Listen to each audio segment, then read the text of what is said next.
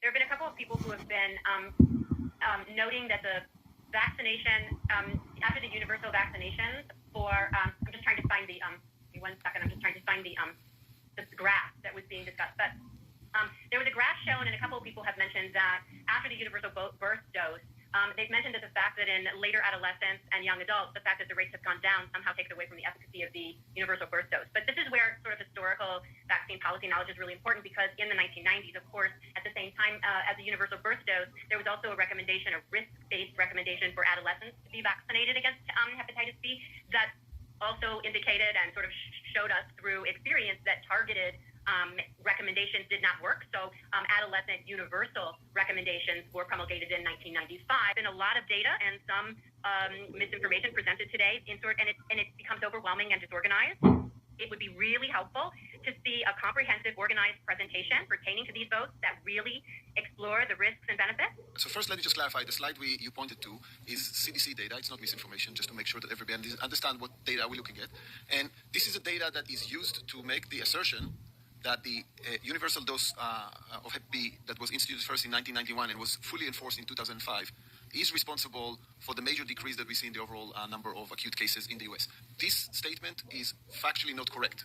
And the way to see that is not correct is to notice which one of the colors are going down.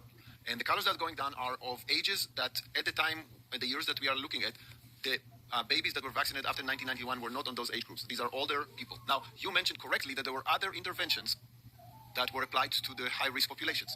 And you're just reinforcing the sentiment of this, of the proposed vote, which is to focus on the high-risk population, because that's what drives the reduction in cases. So we are in violent agreement, other than the fact that... I'm sorry, I have to interrupt. We're not in agreement.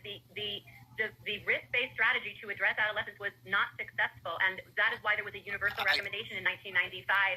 I'm only referring to the fact that you cannot use the fact that the rates went down in later teens and younger 20s as any example that the universal immunization recommendation for the birth dose was ineffective. That's I appreciate... There were multiple issues, and they were all successful. Yeah, I may say that I appreciate your beliefs and feelings about this, but these beliefs and feelings are not supported by the data that was presented in front of us by the CDC. Anybody that would look on the graph that was provided by the CDC has to conclude that the reduction in cases is coming from age groups that were not relevant to the universal dose at the time when the decrease is observed. We rushed to essentially vaccinate every single baby in this country, something that other countries considered and concluded based on similar data that is highly not cost effective and potentially also carries serious risk of harm.